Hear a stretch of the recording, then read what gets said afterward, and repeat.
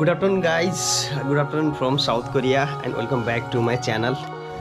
So last vlog मा मैले update गराएको थिएँ तपाईहरुलाई। आज चाहिँ 18 फेब्रुअरी फ्राइडे हो। फ्राइडे मैले मेरो थर्ड डोज भ्याक्सिन छ भनेर लाउनु पर्ने डेट छ भनेर मैले भनेको थिएँ। सो त्यो चाहिँ आज म जाँदै छु भ्याक्सिन लाउन। सो आजको भ्लगमा थोरै तपाईहरुलाई इन्फर्मेसन पनि दिन्छु थर्ड डोज बारे। थर्ड डोज अब पहिलाको जस्तै हो या सेम अलिकति बढी दुख्छ या ज्वरो कतिको आउँछ हैन, अब हेल्थलाई कति बेनिफिशियल छ। सो धेरै जना मान्छेहरु चाहिँ त्यतिकै हैन अरूको बाहिरी आउट न्यूजहरु सुनेर डराइराछन्। अब थर्ड डोज कतिले चाहिँ 6 मन्थ भएपछि मात्रै लाउने या 6 मन्थ पुग्ने बेलामा लाउने, पहिला नलाउँदा असर पर्छ, यताउति धेरै कुराहरु डरछन्। सो आज म तपाईहरुलाई क्लियर गराइदिन्छु। मैले मेरो एक्सपिरियन्स शेयर गरिदिन्छु तपाईहरुसित। सो अब डाइरेक्ट म तपाईहरुलाई अब मेरो भ्याक्सिन सेन्टरमा मिल्छु अनि त्यसपछि भ्याक्सिन लगाइसकेपछिका एक्सपिरियन्सहरु म आजको यो भिडियोमा शेयर गर्छु। सो धेरै कुराहरु छ यो भिडियोमा आज थर्ड डोज सम्बन्धी। So alright guys, I am ready to go. आज मेरो भ्याक्सिन दिएको लागि सो मैले ट्याक्सी बुक गरिसकेको छु। ट्याक्सी बुक चाहिँ अब नर्मली मैले एउटा पहिला पनि प्रोसेस बताएको थिएँ। अब यहाँको एउटा हैन ट्याक्सीको बिजनेस कम्पनी हुन्छ, ट्याक्सी जुन अब जसले ट्याक्सी प्रोभाइड गर्छ उसले चाहिँ अब एउटा पर्सनली तपाईको mobile number taxi number send गर्छ। त्यो नम्बरको ट्याक्सी तपाईको लोकेसनमा पुग्छ। त्यसमा जाने अब जति अब चार्ज हुन्छ त्यसको ट्याक्सीको त्यो तिर्ने। सो मौसम एकदमै चिसो छ, अझै पनि -10 -11 सम्म। अब लास्ट स्नोफल भएको थियो, त्यो चाहिँ अझै पनि अलिकति त्यसको हैन केही पार्टहरु चाहिँ बाँकी छ र -8-10 भएको कारणले यो पानी पनि माथि एकदमै टप मोटो लेयरमा चाहिँ हैन माथि आइस भएको छ। यो के भन्छ यसलाई, पानी जमेर।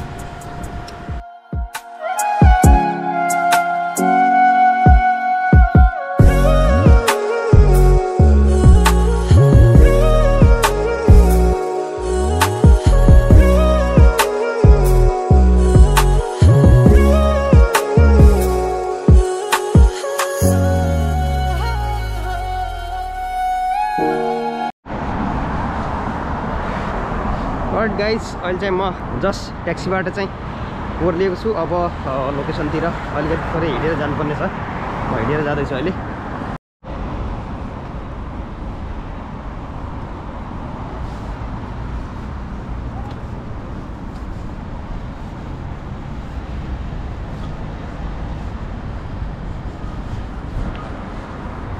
म चाहिँ अलिकति यहाँ कन्फ्युज छु। सो यो त्यो बिल्डिङ चाहिँ भेटियो त्यो हेल्थ क्लिनिक भएको, तर त्यो कति तलामा हो भन्ने चाहिँ अलिकति कन्फ्युज छु। Let's find it.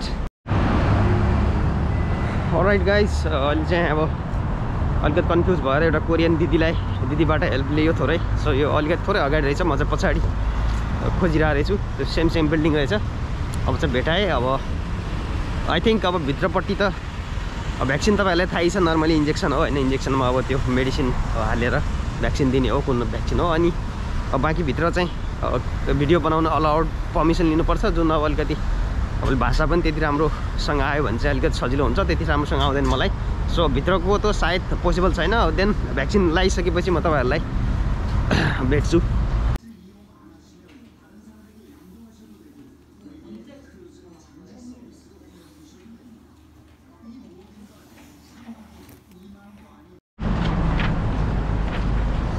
Alright guys, I'm back and vaccine done.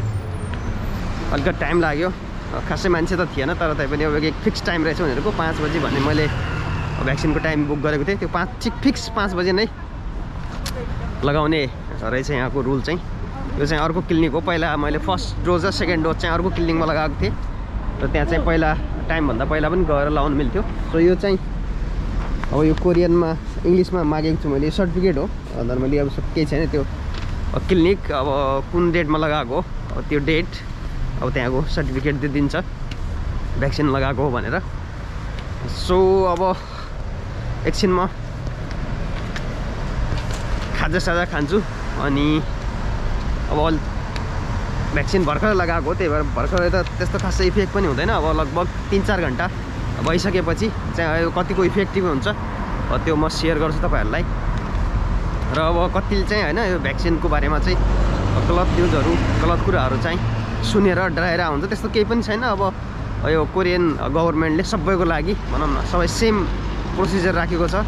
कोरियनको लागि हाम्रो विदेशीहरुको लागि फरेनरको लागि त्यस्तो केही फरक गरेको छैन। सो चिसो एकदमै जस अझै पनि घटेको छैन, चिसो एकदमै बढी नै छ। लास्ट फ्राइडे सन्डे नाइट एकदमै हेभी स्नोफल भएको थियो। यो हाम्रो एरियासम्म चाहिँ पुगेन, अलि पर एकदम ठुलो यो जङ्गल एरिया छ, त्यहाँसम्म चाहिँ एकदम ठुलो स्नोफल भएको हुनाले एकदमै चिसो हावा आइरहेछ आज पनि।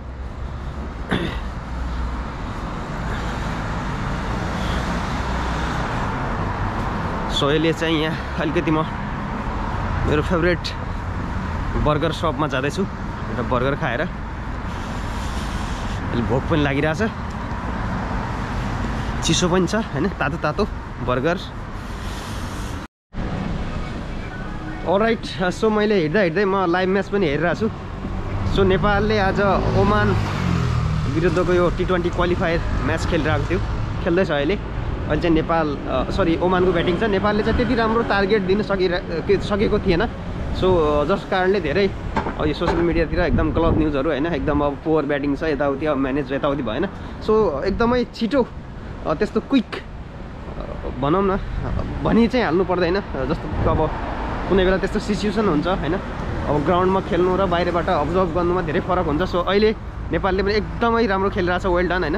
विदिन 10 ओभरमा लगभग 6 विकेट फल भइसकेको छ ओमानको पनि। होप छिटै गुड न्युज अर्को पनि आउनेछ, नेपालले जित्यो भनेर। यो एरिया चाहिँ स्पेसली यो मान्छे हिँड्नुको लागि र यो साइक्लिङको लागि छुट्याएको छ, एकदमै वाइड छ हैन। तपाईँ हेर्न सक्नुहुन्छ एकदमै चौडा बाटो राखेको छ, मजाले मान्छेहरू ओहोरदोहोर गर्न एकदमै सजिलो छ। र दुईटैपट्टिको यो हुन्छ नि पसलको बाहिरको जुन यो एरियाहरू छ, रोड एकदम निट एन्ड क्लिन, एकदमै म्यानेजफुल छ।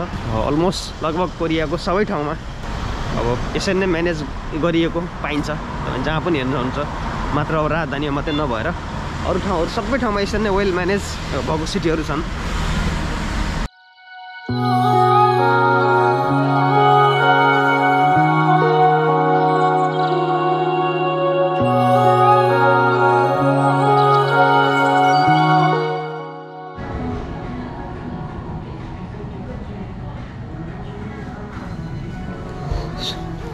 Alright, so I am in my favorite burger place. So यो चाहिँ एकदमै टेस्टी छ, यसको स्पेशली यहाँको फ्रेन्च फ्राइज चाहिँ वाह जस्ट अमेजिङ। र यहाँको यो बर्गरको चाहिँ हैन नेम पनि एकदम अमेजिङ छ कि, यहाँबाट कतिको देखिरहेछ। यसको नेम चाहिँ मम्स टच। सो नाममै अब मम्स टच भने चाहिँ अब आमाको हातबाट बनाएको स्वाद लिन्छु म। इनिङ ब्रेक हुँदा फेरि कुराकानी गरेका थियौँ, तर मात्र 118 रनको लक्ष्य पनि ओमानले आफ्नो घरेलु मैदानमा कम्प्लिट गर्नको लागि नेपाली बलरहरूले यहाँनिर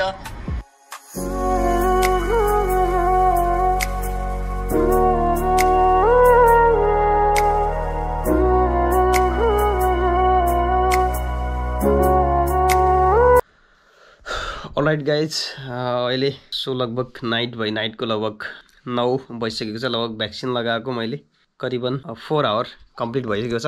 अब चाहिँ लगभग अलिकति मैले भ्याक्सिन लगाएको ह्यान्डमा मैले चाहिँ यो यहाँ देखिसक्नुहुन्छ तपाईँ यो स्टिकर लगाएको छ। सो लेफ्ट ह्यान्डमा लगाएको थिएँ। सो यस्तो केही फरक पर्दैन, लेफ्ट ह्यान्ड राइट ह्यान्ड जुनसुकै ह्यान्डमा पनि लाउन सकिन्छ। सो फर्स्ट डोज र सेकेन्ड डोजभन्दा थोरै मलाई चाहिँ अलिकति फरक फिल भइरहेछ। लाइक अब तपाईँहरूलाई नहुनु पनि सक्छ, नभएको पनि हुनसक्छ। अब मेबी मलाई चाहिँ अलिकति थोरै पावर होइन, इम्युनिटी सिस्टमको पावर हुन्छ नि जो बडीको, त्यो थोरै लुज भएको लस भएको र अलिकति चाहिँ यो टाउको अलिकति के भन्छ नि चक्कर आएको जस्तो थोरै पहिलाको भन्दा चाहिँ थोरै अलिकति बडी फिल भएको छ। सो लगभग बाँकी त्यस्तो खासै केही इफेक्ट भएको छैन। सो 4 घन्टा जति गयो, बाँकी म अझै तपाईँहरूलाई एउटा फेरि अपडेट दिन्छु। त्यसपछि हामी फेरि भोलि कतिको अब पेन हुन्छ भोलि म तपाईँलाई भेट्छु। Good morning guys, good morning.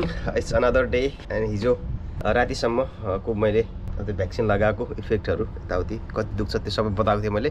So आज सेकेन्ड डे लगभग मिड डे भइसक्यो भनौँ न, 11 साढे 12 बज्न लागेको छ। सो आज चाहिँ त्यति साह्रो इफेक्टिभ छैन, त्यति साह्रो दुखिरहेको पनि छैन, लगभग कन्ट्रोल भइसक्यो भनौँ न। सो यति त नर्मली भइहाल्छ भ्याक्सिन लगाउँदाखेरि, पहिला पनि यति हुन्थ्यो। सो त्यस्तो खासै डराउनु पर्ने कुरा छैन, इट्स पर्फेक्टली गुड। अनि मौसम एकदम क्लाउडी छ, एकदम हावा पनि लागिरहेछ, सुन्न सक्नुहुन्छ आवाज एकदम तेज छ। र लास्टमा चाहिँ अब कोभिड अझै पनि तपाईँले होइन यो बुकिङ गर्नुभएको छैन थर्ड डोजको भने प्लिज बुक गर्नु होला। दिस एकदमै गुड होइन, हेल्थको लागि राम्रो हो। अब यहाँ कोरियन गभर्मेन्टले कोरियन नागरिक र हामीहरूलाई सेम प्रोसेस राखेको, त्यस्तो कुनै भेदभाव गरेको पनि छैन, सेम वेमा सबैलाई भ्याक्सिन दिने हो। सो यदि बुक गर्नमा तपाईँलाई केही समस्या भइरहेछ भने थुप्रै सामाजिक सञ्जालमा भिडियोहरू छन्, जस्तै Vccine दाइले अनि तपाईँको माला गुरुङले दिदीले उहाँले भिडियो बनाउनु भएको छ कसरी बुक गर्ने। सेम पहिलाकै प्रोसेस हो, जस्तो एउटा dose first dose second dose book गर्नुभएको थियो, सेम त्यही छ। यदि त्यसमा पनि केही समस्या आयो, तपाईँलाई कन्फ्युज हुनुहुन्छ भने तपाईँ मेसेज गर्न सक्नुहुन्छ मलाई। मैले मेरो फेसबुक, इन्स्टाग्राम, मेरो पर्सनल नम्बर पनि राखिदिन्छु। यदि त्यति समस्या नै भयो भने म तपाईँलाई अब त्यसको कसरी बुक गर्ने भन्ने म यहाँबाट बताइदिउँला। सो इनफेक्ट बुक पनि गरिदिउँला यदि तपाईँलाई बुक गर्नु पनि असजिलो भइरहेछ भने। So thank you so much. र भ्याक्सिन लगाउनुहोस्, सेभ हुनुहोस्, आफू पनि बच्नुहोस्, अरूलाई पनि बचाउनुहोस्, र ट्राभल गर्दा अलिकति सेफ्टी भएर ट्राभल गर्नु होला, जसले गर्दा होइन आफूलाई कोभिड हुन्छ र अरूलाई पनि कोभिड अब भनौँ न फैलिने सम्भावना एकदमै उच्च छ। अहिले कोरियामा डेली वाइज करिबन तपाईँको 1,20,000 30,000 जति कोभिड केसेसहरू नयाँ थपिँदै गइरहेका छन्। सो एकदमै टेक केयर गर्नु होला।